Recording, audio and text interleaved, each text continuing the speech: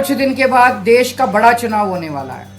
उसमें 90 करोड़ वोट हैं। अगर ये 36 वोट में से 25% वोट चोरी कर सकते हैं, 90 करोड़ वोटों में ये कितने वोटों की चोरी करेंगे, सोच के भी रूह कांप उठती है, रोंगटे खड़े हो जाते हैं। ये लोग चुनाव जीतते नहीं हैं, ये लोग चुनाव चोरी करते हैं। भाजपा वाले हार गए, आप वाले जीत गए। I welcome the Supreme Court's judgment. In fact, we should see if the institutions like the Election Commission, if the authority and credibility is undermined, it does not argue well for our democracy. And I'm surprised how the elections in Chandigarh were conducted. Bhajpa को लोग लगातार हराना चाहते हैं। ये हमने Chandigarh mayor elections में भी देखा। भाजपा अलोकतांत्रिक अनैतिक तरीके निकालती है चुनाव जीतने के लिए, और चंडीगढ़ चुनाव तो एक साफ प्रमाण है कि वोटों की चोरी भी कर सकती है भाजपा। जो 8 वोट थी जिनको इनवैलिड कहा जा रहा था, वो उन्होंने कहा कि इनको काउंट करो क्योंकि ये इनवैलिड नहीं है। तो आम आदमी पार्टी और चंडीगढ़ के अंदर कांग्रेस का गठजोड़ हुआ था, उसकी जीत हुई है। अरविंद केजरीवाल जी कब से कह रहे थे कि ये जिस हिसाब से हेराफेरी चलती है, इसको कभी ना कभी हमें ओपन करना पड़ेगा, और आज वो टाइम आ गया और सारी चीजें ओपन होगी। देश के सामने एक शीशे के तौर पे साफ हो गया कि भारतीय जनता पार्टी से देश को खतरा है। आज भारतीय जनता पार्टी को सत्ता से दूर करना होगा, नहीं मैं समझता हूं देश बहुत बड़े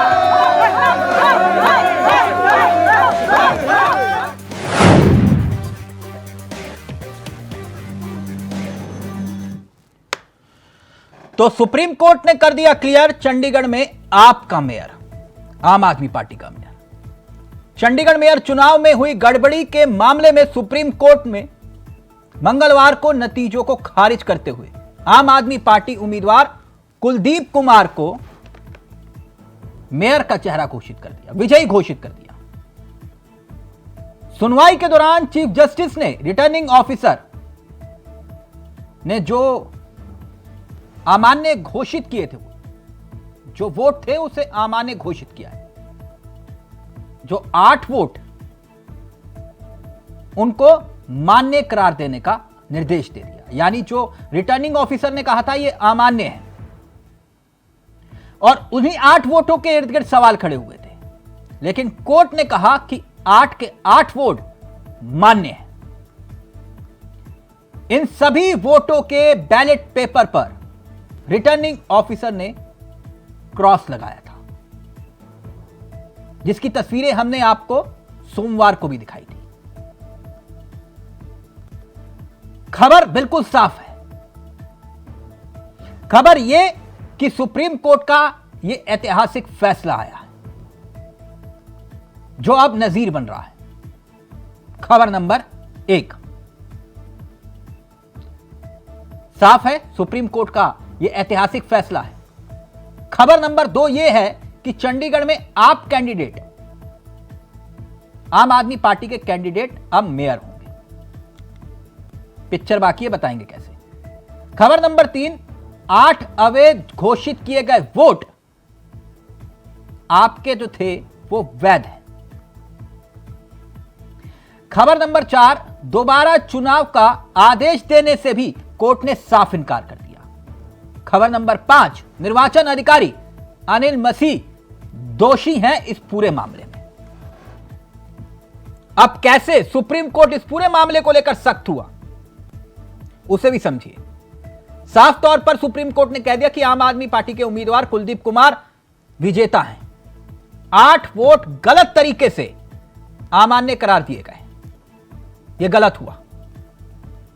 8 अमान्य वोट आम आदमी पार्टी के ही थे, आपके संज्ञान में होगा।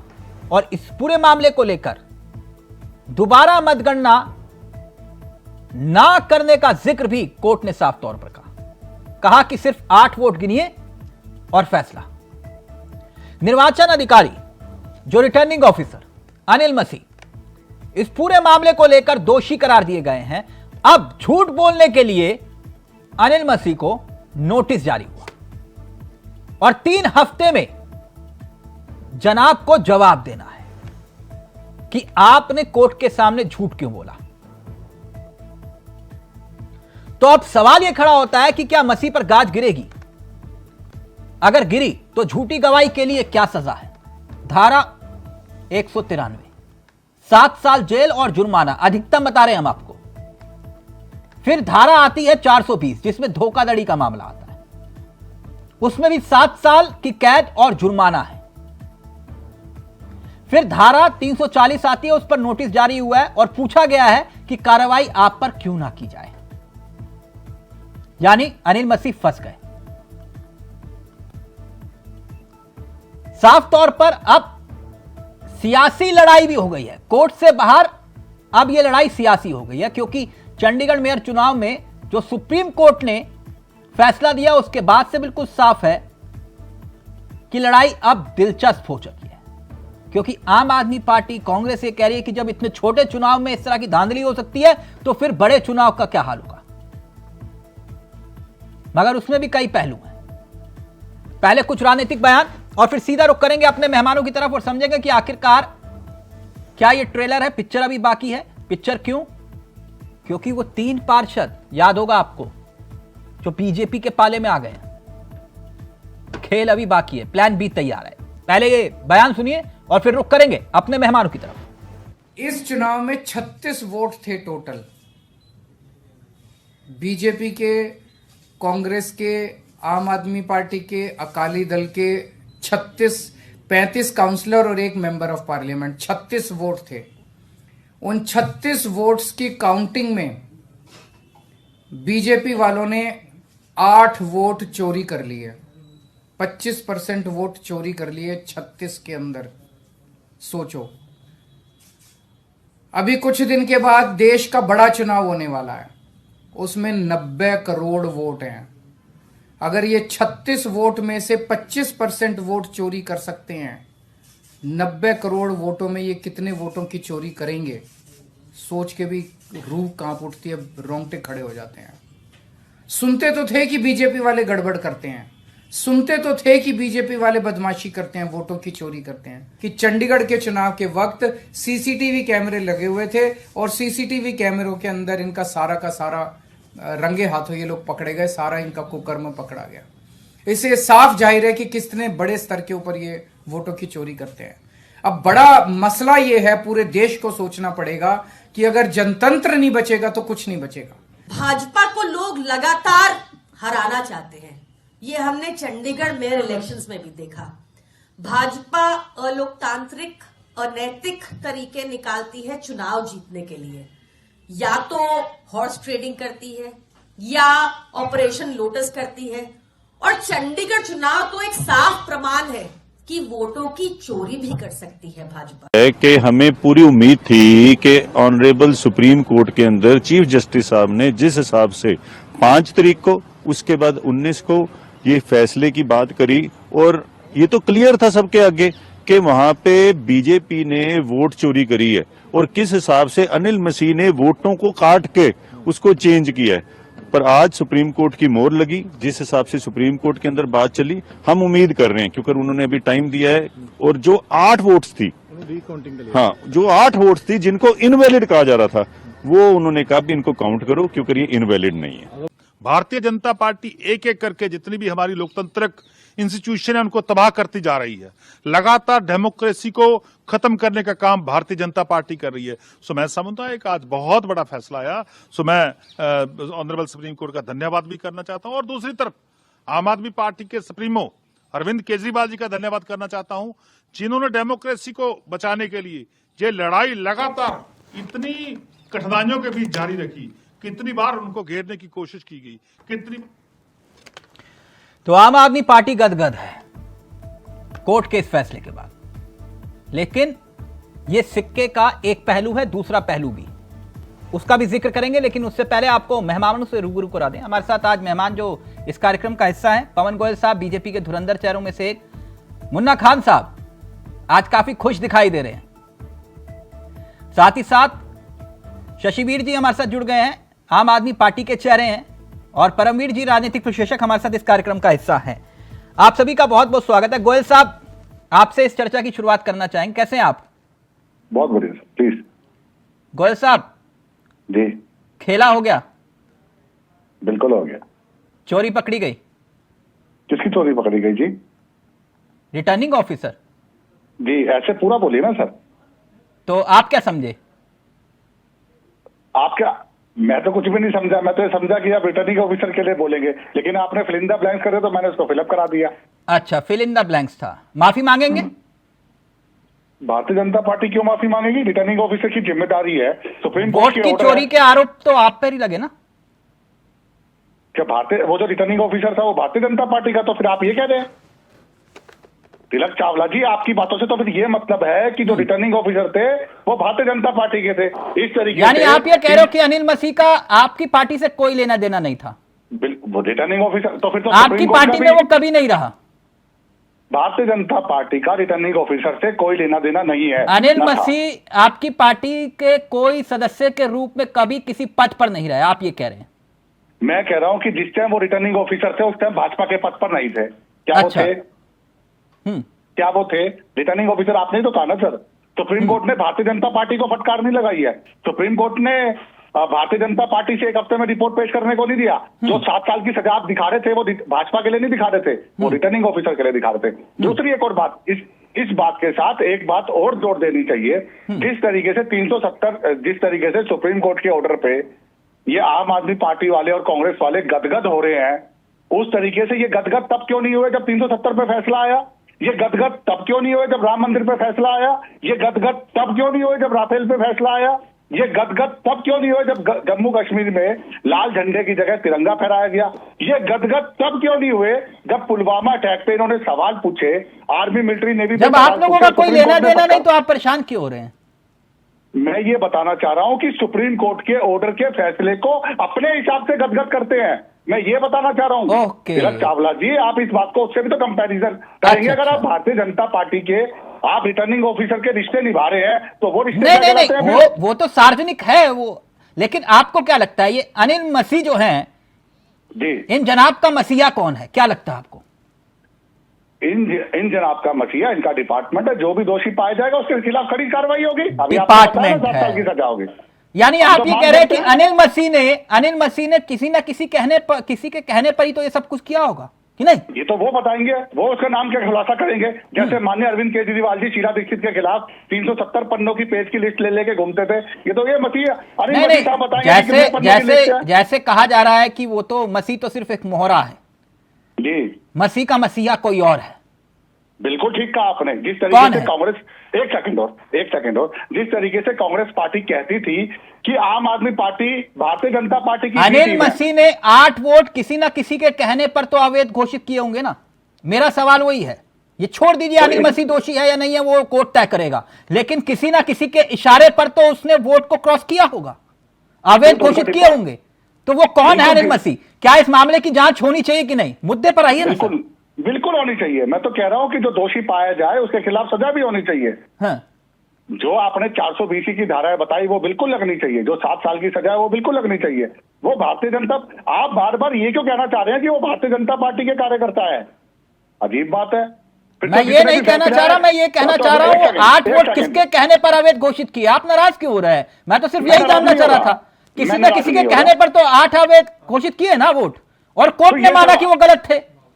तो ये सवाल और अनिल वो मसीह बताएगा। अवैध इसलिए घोषित हुए क्योंकि आप ही की पार्टी का मेयर बना वहां पर। अब ये तो अनिल मसीह ने जो डिक्लेयर किया उसके हिसाब से आम आदमी पार्टी विपक्ष में बैठी और भारतीय जनता पार्टी का मेयर बना। हाँ। क्या भारतीय जनता पार्टी ने बैठ के वहां पे वोटों की गिनती की थी क्या? अच्छा, ऐसी बातें करते थे लग जी आप।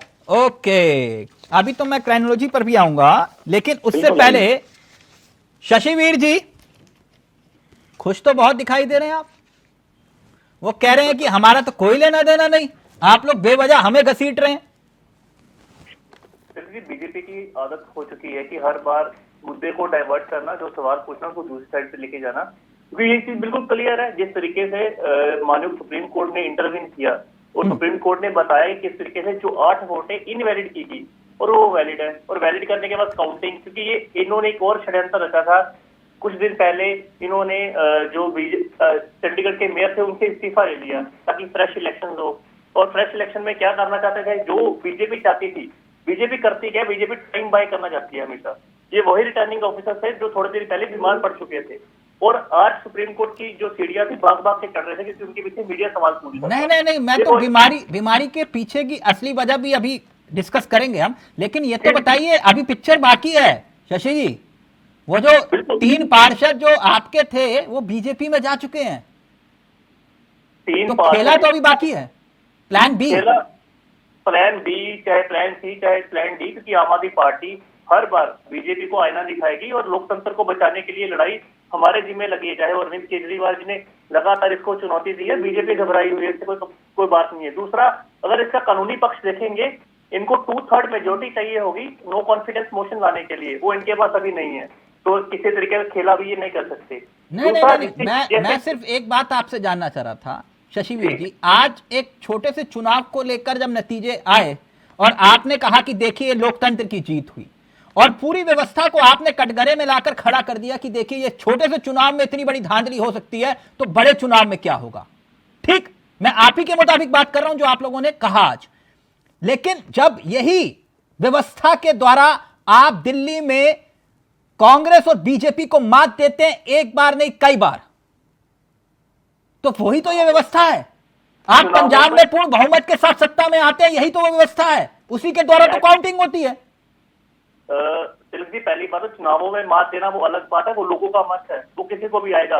हम कुछ ही राज्यों में चुनाव लड़ने के वहां पे हमें वो मत नहीं मिले, चाहे गुजरात की बात कर ले, पंजाब में हमें प्रचंड बहुमत मिला है, वो अलग बात है। लेकिन जिस नहीं तो फिर सर वहां व्यवस्था ठीक हो जाती है। आप बाहर का खेला है वो लोगों के सामने है। सर आज केजरीवाल जी ये कह रहे हैं कि ये व्यवस्था जो है बताती है कि पूरे देश में 90 करोड़ लोग जब वोट डालेंगे तब क्या होगा, तो मैं यही कह रहा हूं इन्हीं लोगों ने वोट डाल के तो आपको जो है सरकारें दी हैं 2-2 राज्यों में। चिंता का विषय तो यही है ना, अभी भी बहुमत किनके पास था? बहुमत तो आम आदमी पार्टी और कांग्रेस के पास था, इंडिया अलायंस के पास था, लेकिन उसके बावजूद जिस तरीके से इन्होंने 8 वोट इनवैलिड की, वो चिंता का विषय है। जो बीजेपी छोटी सी इलेक्शन, चाहे वो चंडीगढ़ के लिए बड़ी इलेक्शन है, लेकिन छोटी सी इलेक्शन में हार को लेकर बौखला गई थी, वो हार पचा नहीं पा रही। शशिवीर जी, मैं आप ही की तो बात कर रहा हूं सर, इसी तो फिर ये व्यवस्था, फिर इसी व्यवस्था में तो आप भी चुनाव जीतते हैं ना सर, तो उसी व्यवस्था को आप कटघरे में खड़ा कर रहे हैं। तिलक जी, व्यवस्था और व्यवस्था के बाद जो सिस्टम के साथ छेड़छाड़ है वो दोनों में अलग फर्क है। व्यवस्था से इलेक्शन जीते हैं हम इलेक्शन जीत के आए हैं व्यवस्था के साथ, व्यवस्था के ऊपर सवाल नहीं है, व्यवस्था के साथ छेड़खानी जो कर रहे हैं उसके ऊपर सवाल है। मुन्ना खान साहब, व्यवस्था में अनिल मसीह जैसे जो लोग हैं जो छेड़खानी कर रहे हैं, जो सुप्रीम कोर्ट के अंदर मान चुके हैं उन्होंने किया है, लेकिन वो आने वाले टाइम पे अनफोल्ड होगा कि किनके कहने पे किया है और वो फायदा किसको पहुंचाना चाहते थे। अनिल मसीह तो मेयर बन नहीं रहे थे, अनिल मसीह साहब का बंदा था ना। अनिल मसीह साहब तो अभी पिक्चर बाकी है क्योंकि उनके साथ जो होगा वो कोर्ट तय करेगा, लेकिन मसीह का मसीहा कौन, ये एक सवाल तो बना ही हुआ है। खैर मुन्ना खान साहब जी, खान साहब खुश तो बहुत हो रहे हो आज आप, लड्डू मिठाई सब कुछ बांट रहे हो, लेकिन जब ये कानूनी लड़ाई लड़ने की बात आई थी तो कांग्रेस पीछे से गायब हो गई थी, है ना, जैसे इंडिया अलायंस में हो रहा है आजकल वो मिस्टर इंडिया वाला मामला कि कब कौन कहां गायब हो रहा है पता नहीं चल रहा कि नहीं। लेकिन खैर देर आए दुरुस्त आए, इस पूरे मामले को लेकर जो है उस पर आपकी प्रतिक्रिया पहले। तिलक जी, मैं 2-3 सेकंड चाहूंगा, मैं रिक्वेस्ट करता हूँ आपसे, मैं सारे पिक्चर साफ कर दे रहा हूँ। एक शेर है कि सच्चाई छुप नहीं सकती बनावट के वसूलों से, अब खुशबू आ नहीं सकती कभी कागज के फूलों से। तो आज जिस तरीके से मसीह जी मसीहा बने, आप समझिए चंडीगढ़ एक टेरिटरी में आता है और उसका देख रेख घाटा उसका नापा केंद्र के जिम्मा है, और किसके पास? अमित शाह गृह मंत्री, देश के गृह मंत्री के हाथों में है। तो कहीं ना कहीं आज जो फंस रहा है छोटी मछली, इसीलिए सुप्रीम कोर्ट ने कहा कि आप साफ कीजिए कि आपने किसके कहने पे ये काम किया। दूसरी बात ये लगता है वाकई अब लोकतंत्र की हत्या हो रही है। आप सोचिए, ये एक छोटा सा प्रोग्राम था, ये ब्रेक नहीं, आप लोकतंत्र जिंदा है या अभी भी? नहीं, मैं कह रहा हूँ ना, ये लोकतंत्र जिंदा है तभी तो आज वो फैसला नहीं, आप लोग अपने हिसाब से लोकतंत्र जिंदा और मार देते हो ना, मैं तभी पूछ रहा था। नहीं, मैं तिलक जी यही कह रहा हूँ ना, किस तरीके से, मैं पूरी बात समझा रहा हूँ, किस तरीके से लोकतंत्र की हत्या करने की कोशिश की। और जो बड़ा चुनाव है, श्री अरविंद केजरीवाल ने सही कहा कि जो बड़ा चुनाव 2024 का आने वाला है, तो इसकी मंशा है कि अगर 200 सीट भी भारतीय जनता पार्टी की आए तो ये सरकार बना लेंगे। होगा क्या? मुन्ना खान साहब, 4 फैसले आपके हक में आए तो लोकतंत्र जिंदा है और 4 फैसले आपके खिलाफ चले जाए तो लोकतंत्र की हत्या हो गई। मैं ये पूछ रहा हूं नहीं, मैं यही पहले कह रहा तय हूं कर लो लोकतंत्र जिंदा है या मर गया है। नहीं नहीं, किसने कहा लोकतंत्र मर गया? कभी कांग्रेस पार्टी ने नहीं कहा। लोकतंत्र की हत्या भारतीय जनता पार्टी के द्वारा बार बार की जा रही है। ये मैं अभी भी कह रहा हूँ ऑन रिकॉर्ड। अभी मित्र हमारे पवन गोयल जी ऑन रिकॉर्ड झूठ बोल रहे थे कि नहीं वो बीजेपी का कार्यकर्ता नहीं था। अभी भी आप बोल रहे बताइए, पवन गोयल साहब, पूछवा दूं आपके आप सामने। बताइए माइनॉरिटी का अध्यक्ष थे कि नहीं चंडीगढ़ के? हाँ वो थे ना, वो तो कह रहे थे उस वक्त, अब नहीं है उनका कोई लेना देना। नहीं तो कानून ये भी कहता है कि चुनाव आयोग को या डीएम सेलेक्ट करता है, तो डीएम को ये देखना नहीं चाहिए। वहां अभी उसी पे मैं आ रहा हूं, क्योंकि अभी पिक्चर अधूरी है, क्योंकि यहाँ चुनाव आयोग का कोई लेना देना नहीं है, नहीं, है ना? डीएम का लेना और देना। और जो पर्दे के पीछे की कहानी है वो कहीं और जा रही है, अभी उसमें भी मैं आऊंगा। गोयल साहब पहले जवाब दे दीजिए। तिलक जी यही कह रहा हूँ कि हाँ। जब डीएम को पता था, डीएम कौन है? भारतीय जनता पार्टी के ही एक रिश्तेदार है, डीएम कोई दूसरा नहीं है। उसे जब पता था ये पहले माइनॉरिटी का चंडीगढ़ अध्यक्ष रह चुका है, तो किस बेस पे उसे वहां पे बिठाया गया? दूसरी बात, जब वो इंडिया गठबंधन के दल वहां पे आम आदमी पार्टी कांग्रेस जब आवाज बार बार उठा रही थी कि आप उसे मत बनाओ, फिर उसकी बातें क्यों नहीं सुनी गई?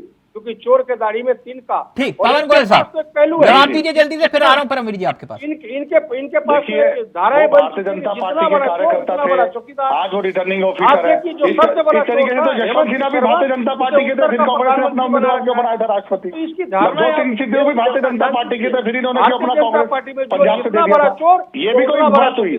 मतलब कि अपने हिसाब से अपने, अगर इनके फेवर में होगा तो भाजपा वाला कट्टर कांग्रेसी हो जाएगा, इनके फेवर में नहीं होगा तो वो कट्टर बेईमान हो जाएगा। जिस तरीके से अरविंद केजरीवाल जी कट्टर बेईमान थे, आज कांग्रेस के साथ हाथ मिला लिया तो कट्टर ईमानदार हो गए। पहले वो भाजपा के थे, अब कांग्रेस के हो गए। ये खुद ही कंफ्यूज है, कांग्रेस के प्रवक्ता खुद ही कंफ्यूज है। दूसरी सबसे बड़ी बात, अभी इन्होंने कहा कि मैं झूठ बोल रहा हूँ। मैं बिल्कुल झूठ नहीं बोल रहा, चैनल में सच बोल रहा हूँ। वो returning officer Bharatiya Janata party के नहीं है। उसे देश आप एक ही बात मत करो। कहा था ये उसे साफ करने होंगे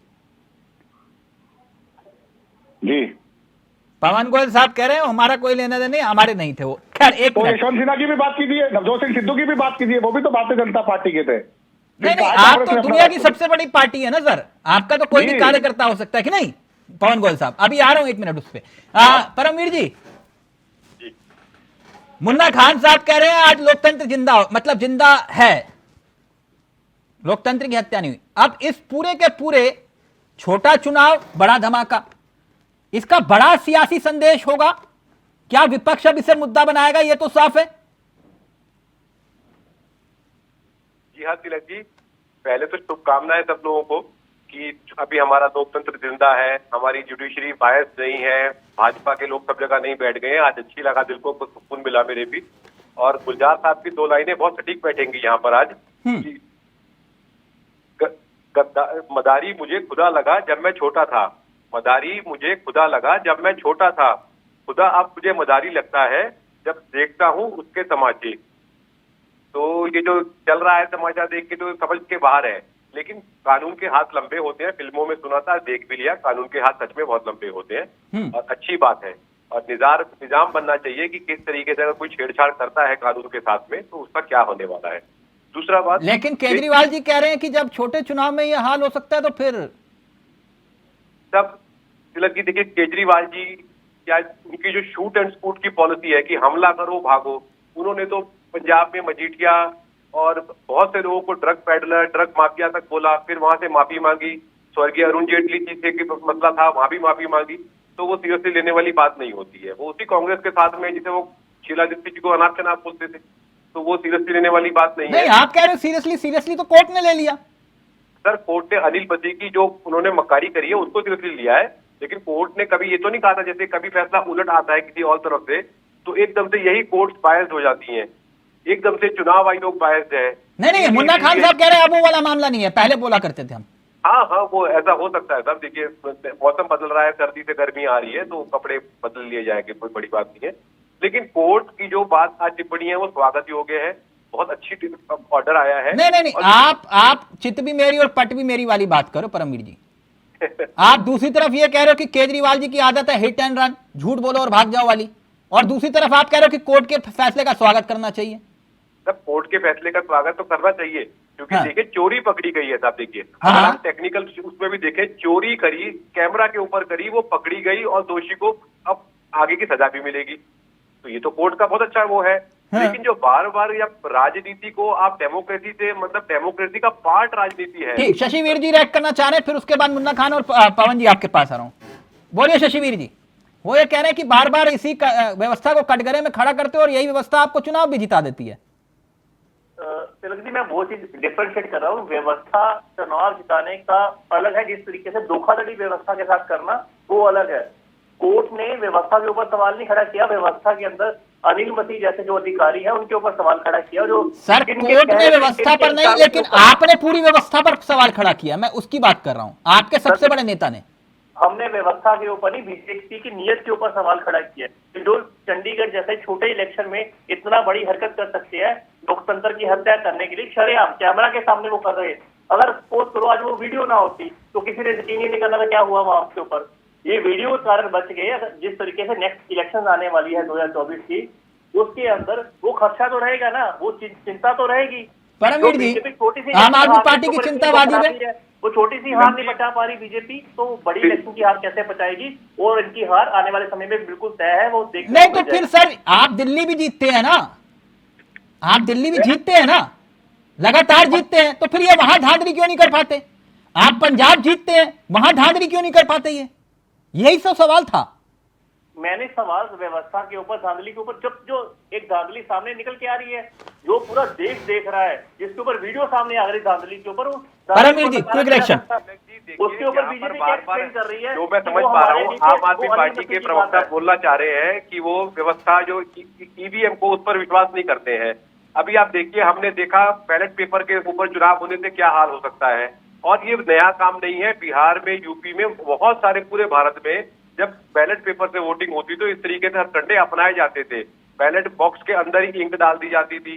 तो ईवीएम की व्यवस्था तो इन सब चीजों से ऊपर हमें बचाती है, इस समस्या से बचाती है। ईवीएम की उसकी क्रेडिबिलिटी देखने के लिए इसी ने बुलाया, इलेक्शन कमीशन ने बुलाया, तो कोई गया क्यों नहीं वहां पर भाई? इसी इलेक्शन कमीशन से, इसी ईवीएम से आप गोवा में बहुत अच्छी मार्जिन, आप सरकार नहीं बना पाती आम आदमी पार्टी, लेकिन बहुत सारे विधायक आते हैं, तो वहां पर ईवीएम खराब नहीं है, जबकि सरकार रही है इनकी। गुजरात के अंदर भाजपा का गढ़ है, वहां पर एमएलए बहुत सारे आ जाते हैं, तो वहां पर ईवीएम खराब नहीं है क्या? तो ये बातों को मीठा मीठा गप गप, कड़वा कड़वा मीठा मीठा गप गप, मीठा मीठा। मैं पहली बात तो सबसे पहले, अब मेरा पूरा रिपीट करके दिखाना, मैंने ईवीएम के ऊपर सवाल नहीं उठाया, व्यवस्था और नियत के ऊपर सवाल उठाया। बीजेपी की नियत के ऊपर सवाल है, बीजेपी के ऊपर आशंका है, जिस तरीके से छोटी सी इलेक्शन में देखने को मिला। बीजेपी चुनाव कंडक्ट नहीं करती है।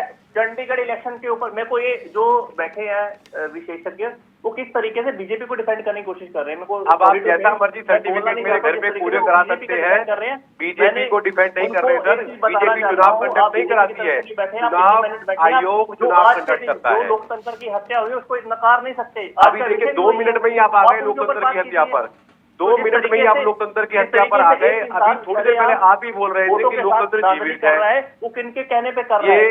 ये डायलॉग नहीं चलेगा, ये डायलॉग नहीं चलेगा सर। ये लोकतंत्र की हत्या, लोकतंत्र की हत्या नहीं चलेगा डायलॉग। ये जब इन्वेस्टिगेशन आगे चलेगी, 340 के अंदर प्रोसीडिंग चलेगी, तब सामने निकल के आएगा। और आज करते हैं कि आने वाले टाइम के ऊपर जो भी इनके पीछे हो, जो भी अनिल मसीह के मसीहा हो, वो सामने निकल के आए, उनके ऊपर भी सेम तर्ज के ऊपर कार्रवाई हो, उनके ऊपर भी सेम सेक्शंस के नीचे कार्रवाई हो, ताकि असल मायने में जो लोकतंत्र का हथियार है वो लोगों के सामने निकल के आए।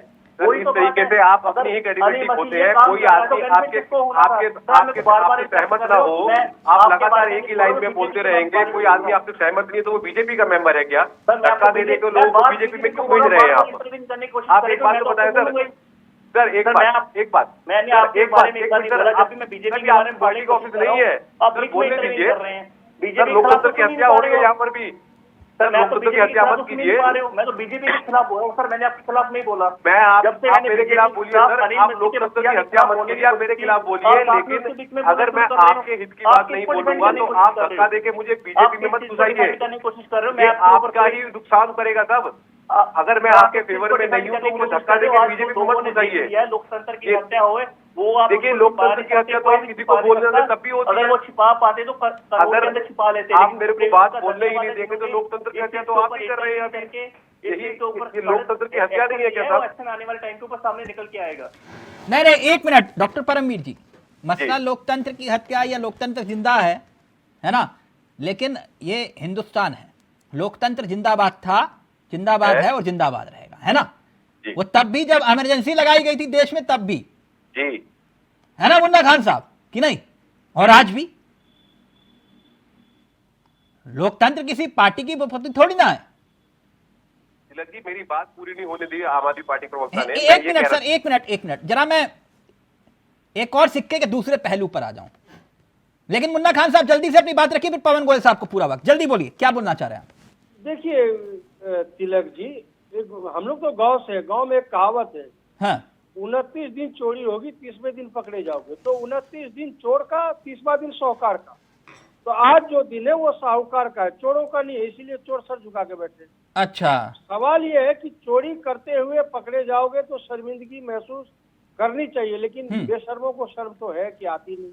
और इस देश में सबसे ज्यादा सरकारें बर्खास्त करने का रिकॉर्ड किसके नाम है? नहीं, सवाल आप इतिहास खुरेदने का नहीं है। अच्छा, तो आज इतिहास मत खुरेदो। नहीं तिलक जी, अभी तो आप चोर और चोरी की बात कर रहे थे। मैं कह रहा हूँ ये सरकार बूढ़ी हो चुकी है। आप इस सरकार से सवाल करोगे प्रेजेंट टाइम में, भविष्य टाइम की बात नहीं करेंगे। हाँ। ये हमेशा भूतकाल की बात करेंगे। ये है मतलब कि किसी भी अगर युवा बच्चे के पास बैठोगे हाँ। तो भविष्य की बात करती है। मैं जॉब करूंगा, अच्छा सा फ्लैट लूंगा। अच्छा बड़ी ठीक, गाड़ी एक लूंगा, मिनट पवन गोयल साहब, एक दिलचस्प पहलू है। आपने कहा कि अनिल मसीह से हमारा कोई लेना देना नहीं। एक मिनट मुन्ना खान साहब, एक मिनट गोयल साहब, आपने कहा कि अनिल मसीह से हमारा कोई लेना देना नहीं, यही बात कही मुन्ना खान साहब शशिवीर जी? जी जी ठीक, मुन्ना खान जी और शशिवीर जी गवाह हैं, और परमवीर जी अभी हाँ पिक्चर में आ गए। कुल मिलाकर आप ये कह रहे हो कि अनिल मसीह से हमारा कोई लेना देना नहीं। लेकिन सिक्के का दूसरा पहलू, चंडीगढ़ मेयर चुनाव को लेकर अंदर की खबर, जो आरोप लग रहे हैं, अब समझिएगा, 18 जनवरी पीठासीन अधिकारी बीमार हुए, ठीक, चुनाव होने थे, एकाएक बीमार हो गए और मेयर का चुनाव टल गया। मामला कोर्ट में गया, कोर्ट ने कहा 30 जनवरी को चुनाव हुआ, बीजेपी के प्रत्याशी मेयर बन गए, पीठासीन अधिकारी पर धांधली के आरोप लगे। लेकिन एक खबर और है, इस पर चर्चा नहीं हो रही। गोयल साहब जी, 2 तारीख को पंजाब के राज्यपाल और चंडीगढ़ के प्रशासक बनवारी लाल अमित शाह से मिलते हैं और 3 फरवरी को अपना इस्तीफा निजी समस्या के चलते दे देते हैं। जी, चुनाव के नतीजे आए, मामला कोर्ट में गया, 3 फरवरी को इस्तीफा दे दिया बनवारी लाल जी ने। नहीं? जी जी जी जी, आप कहेंगे इससे क्या लेने देना? बताइए क्या लेना देना, आप बताइए। देश के गृह मंत्री है, माननीय, कोई भी दे सकता है उनको तो इस्तीफा। नहीं, अगर उनको वो नहीं इस्तीफा दिया, देने उनसे चलेगा। बातचीत मुलाकात की और उसके बाद इस्तीफा दिया। शशिवीर जी भी सोच रहे हैं कि ये क्या मामला है। जी जी, नहीं, ये देश बहुत के गृह गंभीर। मंत्री से तो हाँ, देश के गृह मंत्री से तो कोई भी राज्यपाल, कोई भी अधिकारी, किसी अधिकारी मिल सकता है। 1 मिनट मुन्ना खान साहब, 1 मिनट सर 1 मिनट। आपने बिल्कुल सही कहा, लेकिन आप कहेंगे चंडीगढ़ चुनाव को लेकर बनवारी लाल जी के इस्तीफे से क्या लेना देना? जी, है ना सर? जी जी, चंडीगढ़ प्रशासन की देख रेख की जिम्मेदारी बनवारी लाल जी की बनती थी। जी, चुनाव यहां पर चुनाव आयोग नहीं करवाता, मैं गलत तो नहीं हूं? जी, चंडीगढ़ बिल्कुल ठीक है प्रशासन आप- करवाता है बिल्कुल ठीक है और आपकी बात। उसकी जिम्मेदारी राज्यपाल जी के पास। और राज्यपाल जी ठीक इस पूरे घटनाक्रम के बाद 3 फरवरी को इस्तीफा दे देते हैं। जी यह महज संजोग है? जी, संजोग है। इस्तीफा दिया उन्होंने। हाँ, आप सवाल पूछ रहे हो भारतीय जनता पार्टी से। नहीं सर, मैं तो सिर्फ जिन्होंने इस्तीफा नहीं, दिया, 30 उनसे तारीख पूछिए ना को कि चुनाव आपके होने थे। पीछे- आप ही के मुताबिक 30 तारीख को नतीजे आए ना, बीजेपी जीत जी गई। जी जी और ठीक उसके बाद जो है वो अपना इस्तीफा दे देते हैं। 3 फरवरी को 2 तारीख को मुलाकात करते हैं। जी, तो ये टाइमिंग नहीं समझ में आई। अब तो वो, क्योंकि जिनकी जिम्मेदारी थी, कोर्ट ने उनके ऊपर कुछ नहीं टिप्पणी की, लेकिन जिनकी जिम्मेदारी बनती है वो तो इस्तीफा दे चुके हैं।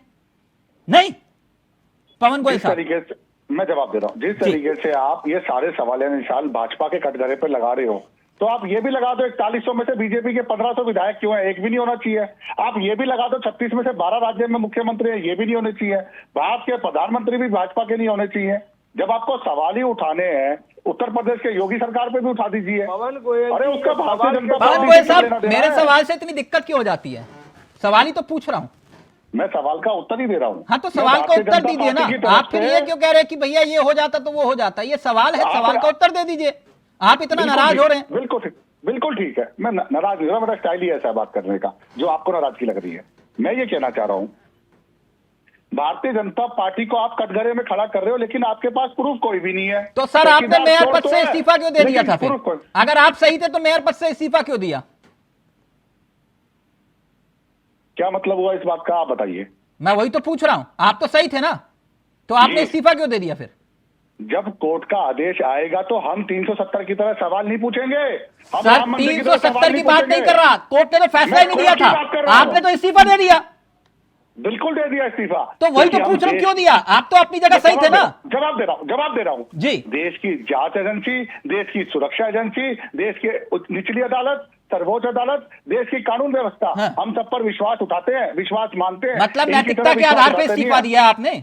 बिल्कुल नैतिकता के आधार पर इस्तीफा दिया। अच्छा, तो मतलब बिल्कुल मान रहे हो नैतिकता आपका के कोई लेना देना नहीं, लेकिन नैतिकता के आधार पे आपने इस्तीफा दे दिया। आधार। आप एक बात बताइए, आप बार बार उसको भारतीय जनता पार्टी का मसीह को क्यों घोषित करना चाहते हैं? सर मैंने तो मसीह का नाम ही नहीं लिया। मैं आप यही तो कहना चाह रहे हैं कि वो भारतीय जनता पार्टी के हैं? मैंने तो सिर्फ या वो ये थे? पूछा वो कौन सी अंतरात्मा की आवाज आपने लगाई कि 3 पार्षद आपके पास खींचे चले आ गए? अच्छा, तो ये कौन सी अंतरात्मा थी कि नवजोत सिंह सिद्धू और यशवंत सिन्हा इनके पास चले गए? अच्छा, ये कौन सी आत्मा थी? ओके, एक सेकंड ओके। मुझे बात पूरी करने दीजिए तिलक जी, प्लीज 20 सेकंड लूंगा। जी। ये कौन सी अंतरात्मा थी जो शीला दीक्षित चोर थी, रॉबर्ट वाड्रा चोर थे, पूरी कांग्रेस पार्टी भ्रष्टाचारी थी, एनसीपी बेईमान थे, अखिलेशवादी परिवारवाद थे। गोयल साहब मैं आप ही की बात मान रहा हूँ, आप ही की बात मान रहा हूँ। ये यानी वही बीजेपी है जो चाल चरित्र और चेहरे की बात आपने की और अटल जी के आदर्शों पर चलने वाली, जिन्होंने 1 वोट की खातिर बोला कि ऐसी सत्ता को चिमटे से भी नहीं छूऊंगा, और आज आप कह रहे हो कि नहीं हम तो हैं अंतरात्मा की आवाज लगाएंगे। तो कहने का मतलब आपकी तरफ से जो आम आदमी पार्टी, कांग्रेस पार्टी आपस में एक दूसरे को आप लगाती थी, तो आप उनको फॉलो कर रहे हो आप इनको या ग्रीन अटल जी सिग्नल को? दे रहे हो? आप उनको फॉलो कर रहे हो अटल जी को? आप इनको ग्रीन सिग्नल दे रहे हो? मैं तो किसी को ग्रीन सिग्नल, मैं तो सवाल आपसे भी पूछ रहा हूं, उनसे भी पूछ रहा हूं तो, कि लेकिन आप अटल जी को फॉलो करते हो या फिर केजरीवाल जी को फॉलो करते हो? केजरीवाल जी को हम क्यों फॉलो करेंगे? तो फिर अटल जी को ही फॉलो करो ना, चिमटे से भी मत छुओ ऐसी सत्ता को। बिल्कुल ठीक कहा आपने। अटल जी को फॉलो किया, इसलिए तो राम मंदिर के लिए लड़ाई करी। सर अब राम मंदिर तो फॉलो किया, राम मंदिर का विषय कहां से आ गया? मैं चंडीगढ़ चुनाव की बात कर रहा हूं, आप राम मंदिर। मैं राम मंदिर का विषय अटल बिहारी वाजपेयी जी से ही जुड़ा हुआ है। उन्होंने कहा था कि आज हम 2 हैं, कोई बात नहीं, और जब हम बच जाएंगे राम मंदिर मुन्ना का खान मुद्दा साहब, हमारे लिए मुन्ना खान साहब, हम बना के दिखाएंगे। मुन्ना खान साहब, अब पहले 24 के चुनाव से पहले तय कर लो कि लोकतंत्र जिंदा है या फिर है आपके मुताबिक, और फिर बाद में ये मत कहना कि ये देखो ईवीएम खराब थी इसलिए राहुल गांधी जो है चुनाव है वो वाला मसला ना हो। देखिए तिलक जी, लोकतंत्र जिंदा था, जिंदा है, जिंदा रहेगा। हाँ। लेकिन ऐसे नापाक मंसूबे के लोग जिसकी सरकार बनेगी, ये बार बार लोकतंत्र को मारने की कोशिश करेंगे, लेकिन लोकतंत्र मरने वाला नहीं है।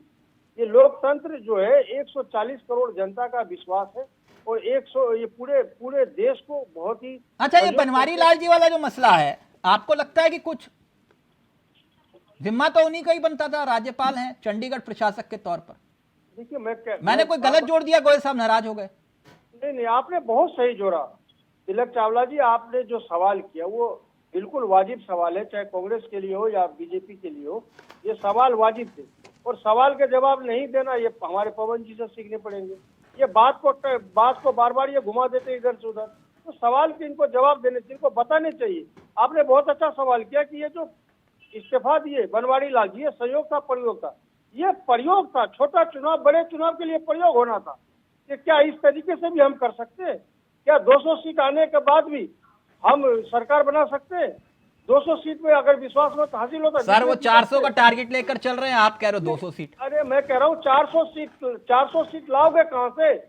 बिहार अब क्यों राजीव जी लेकर नहीं आए थे क्या? नहीं, बिहार स्वीप कर गए, उत्तर प्रदेश स्वीप कर गए, राजस्थान स्वीप कर गए, गुजरात स्वीप कर गए। आपको कहां से लाओगे पवन जी? वो पूछ रहे हैं 400 सीट। बिल्कुल ठीक। मैं अपने कांग्रेस के प्रवक्ता को बता दूं, अब की बार 400 के बार उत्तर प्रदेश में बड़े बड़े वादे रखने वाली एक सांसद लेके घूम रही है, एक मेयर नहीं है। जिस गुजरात की ये बातें करते थे, इनका सोपड़ा साफ हो गया। अच्छा गोयल साहब, ये 370 ही मतलब है, आपने बिल्कुल सेट किया 370, ये 370 ही क्यों? 375 भी हो सकता था, है ना, 360 भी हो सकता था, 380, सरकार तो फिर भी 370 ही क्यों? मतलब ये आपने कैसे सेट किया? ये हमारे सेट करने से नहीं होगा, जनता का आशीर्वाद है, वो 370 400 में भी कन्वर्ट हो सकता है। आपकी बार 400 के पास नहीं बात ये हो रही ना, हमारे 370 एनडीए के 400 पार, तो 370 कैसे? मैं वही 370 ही क्यों? भाई कश्मीर की धारा से 370 हटाई गई, उससे पूरा देश प्रसन्न है। आज वहाँ पे जो लाल अच्छा, इसलिए 1939 370 से फैलता था, इसलिए बेवजह परेशान हो रहे मुन्ना खान साहब, कह रहे 370 की कहानी कुछ हो रहा है। हाँ बोले खान साहब जल्दी से, फिर मैं ये 370 इसका मतलब है, संविधान में साफ साफ लिखा है कि कोई भी दल अगर 362 पार करेगा तो अपने हिसाब से संविधान बनाएगा। ये पवन गोयल जी यहाँ भी झूठ बोल रहे। 370 धारा से 370 सीट का कोई लेना देना नहीं। इनकी मंशा साफ साफ है कि किस तरीके से ये डायलॉग है और पूरे संविधान को हम मुन्ना खान साहब ये थ्योरी लाते कहाँ से हो? नहीं, थ्योरी लाता नहीं, ये हकीकत और सच्चाई है। तो संविधान बदल देंगे? बिल्कुल संविधान नहीं, मैं कहता हूँ अगर 362 आ गए तो देश में अनर्थ आएगा। ऐसे लोग सरकार में बैठे। ओहो, तो मतलब 350 पे बात फाइनल कर दें आपके लिए? दोबारा से अगर ये मेजोरिटी में आ गए। परमवीर जी मुस्कुरा रहे। परमवीर जी क्विक रिएक्शन, फिर आ रहा हूं आपके पास। बहुत ही अनर्थ होने वाला है। ओके ओके, ये कह रहे हैं कि भैया 370 आ गए, 362 से ऊपर आ गए तो संविधान बदल डालेंगे। मतलब मुन्ना खान साहब थ्योरी लेकर आते हैं जबरदस्त तरीके की, है। परमवीर जी मुस्कुरा रहे हैं। जल्दी से फिर शशिवीर जी आपके पास आ रहा हूँ। तिलक जी, ट्रेन में जाते हुए मनोहर कहानियों की किताब साथ में लेके जाए तो सफर अच्छा कटता है। तो ऐसी एक चोरी होती है 370 और 362। नहीं, मनोहर कहानी की किताबें नहीं पढ़ते हैं मुन्ना खान साहब, वो अच्छे शायर भी हैं। अच्छा बात है जी। 425 सीटें राजीव गांधी जी की थी तब, उन्होंने तो कोई उठापटक नहीं करी। और उससे पहले जब इमरजेंसी के टाइम पे सेकुलर शब्द घुसाया गया था कॉन्स्टिट्यूशन के अंदर, तब वो क्या था वो। तो ये ऐसी मतलब अपने आप से ये मुन्ना खान साहब का ऑडियो विचार आते रहते हैं, वो डालते रहते हैं उस चीजों में। ऐसा नहीं संभव नहीं है। डालने की बात नहीं है, मैं हकीकत अरे जब सूत्र भारतीय जनता पार्टी के काम करते हैं, सभी न्यूज चैनल के सूत्र काम करते हैं, हमारे भी सूत्र काम कर रहे हैं भाई। हाँ, ऑन रिकॉर्ड कोई गलत नहीं बोल रहा। मुन्ना खान साहब के सूत्र हैं, कह रहे संविधान बदल डालेंगे 362 से ऊपर आ गई तो। अभी मैंने आगे की डिबेट में सुना था तिलक जी, एक सज्जन कहकर गए थे यहाँ पर कि जो पीवी नरसिम्हा राव थे वो 7 दिन का कोई आरएसएस का कोर्स होता है वो कर आए हुए थे, वो संघी थे और इसीलिए ये हुआ वो हुआ। तो ये सब बातें सब नहीं, वो पीवी नरसिम्हा राव वाला मसला छोड़ दीजिए, अभी मुन्ना खान साहब नाराज हो जाएंगे, वो छोड़ दीजिए। ये व्हाट्सएप यूनिवर्सिटी तक अच्छा लगता है, ये व्हाट्सएप पर पढ़ा आगे भेजा, बस उससे आगे नहीं होता साहब। ये नेशनल टीवी के ऊपर बैठकर हम आगे छोड़ दे ऐसी बात कोई अच्छा नहीं लगता। अब शशि पाल जी, हमारे मित्र हमारे 4600 प्लस डिबेट में कर चुका हूँ और मैं व्हाट्सएप यूनिवर्सिटी का मैं विद्यार्थी नहीं हूँ। हमने लॉ किया हुआ 98 में। जब आप स्वागत करता हूँ साहब आपको, मैं आपका दिल दुखाने के लिए मैंने चलिए कोई बात नहीं। अब शशिवीर जी आगे का प्लान क्या है? क्योंकि अब बीजेपी 3 पार्षद भी हैं, मसला वहां पर भी है, वो कुछ और प्लान भी तैयार कर रहे हैं। और आपको मालूम है यहाँ तो 2 विधायकों पे भी सरकार बन जाती है, और अब तो बात मूछ की हो गई। बीजेपी जितने मर्जी प्लान बनाने, लेकिन कानून के ऊपर नहीं हो सकती। मैं वही चीज बताने की बात कर रहा था पहले भी। जो बीजेपी प्लान चंडीगढ़ में दूसरा बी प्लान लेके आने की कोशिश कर रही है, क्योंकि एक झूठ बोलने की कोशिश की बीजेपी के प्रवक्ता ने कि हमने कोर्ट के कहने के ऊपर जो इस्तीफा दिया मेयर ने, इन्होंने इस्तीफा 18 तारीख को दे दिया था, कोर्ट की तारीख 19 तारीख थी।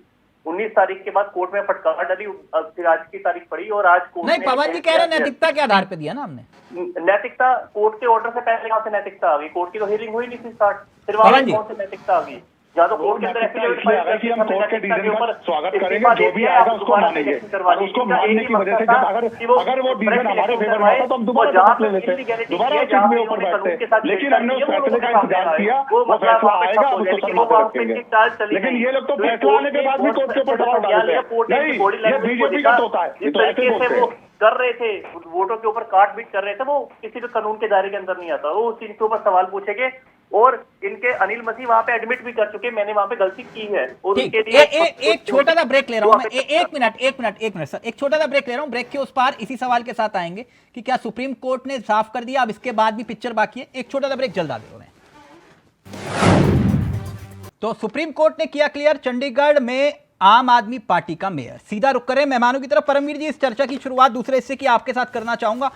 अब क्योंकि मसला सिक्के के दूसरे पहलू का था, अब इंडिया गठबंधन का भी यहां पर जिक्र जरूरी हो जाता है।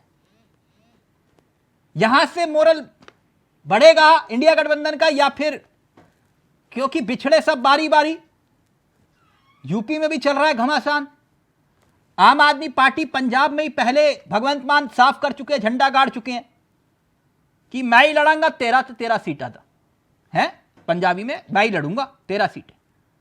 तो ये यहां से कहानी कुछ और भी दिखाई दे रही है आपको, या लग रहा है कि एक साथ एक छत के नीचे आ ही जाएंगे आप? एक छत के नीचे आना बहुत मुश्किल है। अभी हमने चंडीगढ़ का तो प्रकरण देखा, आज दिन में हम प्रकरण देख रहे थे बंगाल में क्या बवाल हो रहा है। तो वहां पर भी बंगाल में अधीर रंजन चौधरी जी, बंगाल कांग्रेस कमेटी के अध्यक्ष, ममता जी के बारे में गलत मतलब उनके विरोध में ही बोल रहे थे। हाँ। तो ये एक छत के नीचे आना तो बहुत असंभव ही लगता है। चुनाव में दिन ही कुछ कितने रह गए हैं अब, तो ये तो बहुत मुश्किल है काम। हाँ। और ये तो चुनाव से पहले रोज नए नए चीजें आएंगी, सामने आएंगी, करवट बैठेगा। तो शशिवीर जी, ये कहानी सिर्फ मेयर चुनाव तक है, या फिर गड्डी आगे बढ़ेगी, या फिर ये गड्डी यूं ही चलेगी? सर, इंडिया गठजोड़ डेफिनेटली आगे बढ़ेगा, क्योंकि इंडिया गठजोड़ का मेन पर्पस इलेक्शन, अलग अलग राज्य में अलग अलग सरकारें हैं, उनका अलग अलग नेतृत्व हो सकता है। अगर पंजाब में कोई फॉर्मूला आपने तय किया हो, बताना चाहे तो? पंजाब में हम अकेले लड़ रहे हैं, हम सक्षम है वहां पे लड़ने के लिए। और पंजाब की अच्छा, तो फिर वहां कांग्रेस क्या करेगी? कांग्रेस जो मर्जी करे, कांग्रेस इलेक्शन में लड़के सामने आएगी, क्योंकि वहां पे बीते दिन कांग्रेस का जो सीन था, क्योंकि इंडिया अलायंस में सिर्फ 2 पार्टी नहीं है, पहले एक तो बात समझने की जरूरत है। इंडिया में आम आदमी पार्टी और कांग्रेस 2 पार्टीज है, इसके अलावा और पार्टीज भी हैं। और जब उनके नेताओं की मीटिंग होगी, वो अलग से वो रूपरेखा। पंजाब में कोई और दावेदार नहीं है ना, आप दोनों ही दावेदार हैं, इसलिए पूछ रहा हूँ। पंजाब में और पार्टीज भी हैं, बीजेपी के साथ अकाली दल भी है, शायद इनका अलायंस। मैंने बीजेपी की बात नहीं की सर, एनडीए की नहीं, मैं आपके इंडिया गठबंधन की बात कर रहा हूँ। हमारे इंडिया गठबंधन में हमने वो चीज क्लियर कर दी, वो आपके चैनल के राय भी चल चुका हुआ है ऑलरेडी, कि पंजाब के हमारे सिचुएशन स्थिति अलग है। पंजाब में आप अलग लड़ोगे, लेकिन साथ साथ हो आप, राइट? हम बीजेपी के खिलाफ है। पहली बात तो ये इलेक्शन किस पर्पस के लिए हो रही है, वो पंजाब की असेंबली के नहीं, तो आमने सामने प्रत्याशी तो होंगे ना? प्रत्याशी तो होंगे, लेकिन वो इलेक्शन किस पर्पस की है, वो देश के प्रधानमंत्री। अच्छा, मतलब फ्रेंडली मैच होगा वहां? फ्रेंडली मैच नहीं होगा सर, हम अपना जो किया हुआ काम लोगों के आगे रखेंगे। मुन्ना खान साहब हथियार डाल दिए क्या? नहीं तो वो बताएंगे उन्होंने हथियार डाले कि नहीं डाले। नहीं, मैं वही पूछ रहा था, उन्हीं से पूछ रहा था। खान साहब हथियार डाल दिए क्या? नहीं, हथियार डालने की बात नहीं है, 7 और 6 पे बातचीत चल रही है। कौन से 7 और 6 की बात कर रहे हो? हाँ, 13 की बात कर रहे हैं वो, आप कह रहे हो 7 और 6 की बात चल रही है। अरे मैं तो कह रहा हूँ ना कि नेक्स्ट मीटिंग में ये फैसला हो जाएगा। सर, ऐसी नेक्स्ट मीटिंग करते करते वो कह तो रहा हूँ इंडिया गठबंधन वाले मिस्टर इंडिया बन गए हैं, पता ही नहीं चल रहा कि नेक्स्ट मीटिंग आप करो, पीछे से गायब मिस्टर इंडिया। तिलक चावला जी, किशोर कुमार का 400 सीटें जीत जाएगी, उसके बाद आएगा। लोगों का काम है कहना, हम तो अपना काम कर रहे हैं। नहीं, आपकी बात ठीक है, आप आराम से करिए, तसल्ली से वक्त लेकर करिए, कोई दिक्कत नहीं है। चुनाव के बाद भी गठबंधन कायम रहे, भगवान करे, अल्लाह ताला करे। लेकिन कुल मिलाकर इतना बता दीजिए कि पंजाब में आपकी बात बन नहीं रही, उत्तर प्रदेश में आपको मालूम है क्या हाल हो रखा है, अखिलेश ही और नाराज हो गए। तो मैं इसलिए आपसे पूछ रहा था कि यहाँ आप कह रहे हो कि भैया सुप्रीम कोर्ट, अब देख लीजिए वहां भी आप अलग अलग लड़े, लेकिन साथ आ गए, आपने कहा मेयर बनाना है। तो यही तो मैं पूछ रहा हूँ, कहीं ना कहीं तो मामला मिलता है ना आपस में। देखिए, सबसे बड़ी बात क्या है, एक अहंकारी सरकार और तानाशाही सरकार, ये गुजरात और लोधी से लड़ना है इंडिया गठबंधन को, इसलिए हम एकजुट हैं। और एकजुट बहुत ही ताकत से, बहुत ही मजबूती के साथ हम 2024 का चुनाव लड़ेंगे। अब कितने बचे हैं ये तो बता दो। लगभग 50-60 साल के लिए भारतीय जनता पार्टी को खदेड़ के भेजे। नहीं, आप कितने बचे हैं आपके?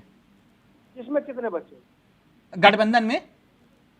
आप पंजाबी हो फिर भी नहीं समझ रहे। एक सिख 1.25 लाख पे भारी है, अगर एक भी दल हमारे साथ बच के तो 1.25 लाख पे भारी है। ये छोड़ दो, चिड़िया नाले बांध जड़ावा ता गोविंद सिंह नाम जरा, ये छोड़ दो, है ना? ये अपने आपको उस हाँ, तो ये सब चीजें छोड़ दो। पवन गोयल साहब जी, बात तो आपने कहा था कि हम लोग क्यों माफी मांगे, क्योंकि लाइव में कमेंट आया, इसलिए चलते चलते आपसे पूछ रहा हूं।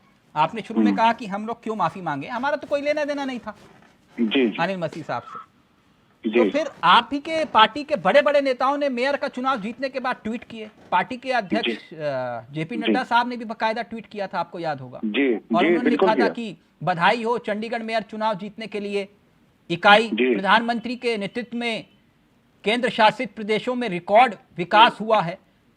भारतीय गठबंधन ने अपनी पहली चुनावी लड़ाई लड़ी और फिर भी भाजपा से हार गए। यह दर्शाता है ना तो उनका अंक गणित काम आया और ना ही केमिस्ट्री काम आई। तो आप कह रहे हो तो जी नहीं, संवैधानिक तरीके से हम जीते थे तो हमने बधाइयां दी थी, देश को बधाई दी थी संवैधानिक तरीके से अकाउंट में। लेकिन कोर्ट ने तो असंवैधानिक माना। जब जीते थे तब भी असंवैधानिक माना था क्या? नहीं, जीते कहां थे आप? अरे क्या बात कर रहे, जब 8 वोट इनके रद्द हो गए थे उस टाइम पे। नहीं तो आप जीते नहीं थे ना, वो वही तो कोर्ट कह रहा है आप जीते नहीं थे। और आप ही के नेता ट्वीट करके कहते बधाई हो। हमने उस फैसले को भी माना और हमने कोर्ट के इस फैसले को भी माना है। हाँ। ना तो उस प्रक्रिया पे हमने सवाल उठाया था। लेकिन मेरी चिंता एक और भी है, उसको भी दूर करिएगा पवन गोयल साहब जी। वो जो 3 सुप्रीम कोर्ट का जो फैसला आया, चलिए वो जो ठीक है, अब देश तो जान गया। लेकिन मेयर चुनाव में सुप्रीम कोर्ट के फैसले के बाद अब ये सवाल भी होता है कि वो जो 3 पार्षद हैं जो आपके पास आ गए अंतरात्मा की आवाज सुन के, अब उन पर क्या गुजर रही होगी, है ना? जो बताइए बीजेपी में शामिल हुए और यहां पर ये हो गया कि नहीं, उन पर भी कुछ ना कुछ तो बीत रही होगी कि नहीं? जी, भारतीय जनता पार्टी में 3 निगम पार्षद है, उनका स्वागत है। भारतीय जनता पार्टी देश की सबसे मजबूत पार्टी है। भारत के प्रधानमंत्री सबसे मजबूत है। भारत की अर्थव्यवस्था और इंटरनेशनल पे भारत बहुत मजबूत है। तो वो तो अपने आप को गदगद महसूस कर रहे हैं। अच्छा है, भ्रष्टाचारी जो एक दूसरे को कहते थे, कांग्रेस और आम आदमी पार्टी वाले एक दूसरे को जो कोसते थे, उनको छोड़कर वो भारतीय जनता पार्टी में आ गए। ये तो उनके लिए तो बड़ी खुशी की बात है। जैसे अशोक चौहान भी आए, आपने आदर्श घोटाले का आरोप लगाया था उन पर, वैसे ही ना? आरोप तो आम आदमी पार्टी ने भी पूरी कांग्रेस पे लगाया था। पूरी की पूरी पार्टी कांग्रेस से मिल गई, ये भी तो बता दीजिए साथ में। ठीक। फाइनल कमेंट शशिवीर जी आपका। वो ये कह रहे हैं कि बार बार हिट एंड रन करना छोड़िए। अब हिट एंड रन की बात नहीं है, देश के लोगों को जागरूक करने की बात है। जो ये बड़े बातें करने की कोशिश कर रहे हैं, जो अभी 17वीं जो विधान रही है लोकसभा के अंदर, जिस तरीके से इन्होंने काम किया है, देश के प्रधानमंत्री ने पहली बार हुआ एक भी सवाल का फ्लोर ऑफ द हाउस जवाब नहीं दिया। 143 इन्होंने मेंबर पार्लियामेंट सस्पेंड कर दिए। पहली बार ब्रीच हुई है पार्लियामेंट के अंदर। एक एमपी एक कम्युनिटी को बैठ के गालियां निकाल रहा है, उसके खिलाफ आज तक कोई कार्रवाई नहीं की गई। और इन्होंने लगातार ऑन रिकॉर्ड विधानसभा में कभी विधायक विपक्ष के मैं जवाब दूंगा। मैं कह रहा हूँ उनके मुंह में फेविकोल लग जाता है क्या जब देश के प्रधानमंत्री को चौथी फेल राजा कहते हैं? अभी ने संविधान याद नहीं आता? जब मुख्यमंत्री अरविंद केजरीवाल जी डॉक्टर भीमराव अम्बेडकर के संविधान को पढ़ते हैं और उसके बाद कहते हैं मोदी के बाप का देश है, अभी ने संविधान नहीं आता? जब केजरीवाल मुख्यमंत्री दिल्ली के अंदर एक अफसर को कहते हैं तेरे बाप का देश है, उन्हें संविधान नहीं आता? सबसे पहले अपने मुख्यमंत्री से माफी मंगवाओ, सबसे पहले अपनी पार्टी के संयोजक से माफी मंगवाओ, फिर हमें ज्ञान देना। बोलोगे अपने पार्टी के मुख्यमंत्री के लिए, बोलोगे अरविंद केजरीवाल जी के लिए, बोलोगे बोलो चैनल पर माफी मांगे। आपके अंदर हिम्मत नहीं होगी। ये बिकाऊ पार्टी के, शराब नीति बिकाऊ पार्टी के अरविंद केजरीवाल जी अब जीजा जी ईमानदार हो गए, रॉबर्ट वाड्रा ईमानदार हो गए, रॉबर्ट वाड्रा ईमानदार हो गए, पूछो उनसे। अब अंशुटी वाले ईमानदार हो गए, अब लालू यादव ईमानदार हो गए, अब अखिलेश यादव ईमानदार हो गए, अब शरद पवार ईमानदार हो गए, अब शिवसेना परिवार वाले ईमानदार हो गई। अरे आपके आरोप तो झूठे हैं सारे के सारे। आप आरोप लगाते हैं, पीछे से माफी मांगते हो। सबसे पहले मुझे 70 इंची का सीधा तो केजरीवाल के पास भी था, अभी तो सीबीआई से भाग रहे हैं। चलिए गोयल साहब, मुन्ना खान साहब ने भी जिक्र किया था, तो किस पर बैठ रहा है वो जनता तय करे। वो क्योंकि लाइव में ही कमेंट आ गया, मुन्ना खान साहब अच्छे शायर हैं, हो सकता है मुद्दा ही लाख पूरा चाहे तो क्या होता है, वही होता है जो मंजूर खुदा होता है। है ना मुन्ना खान साहब?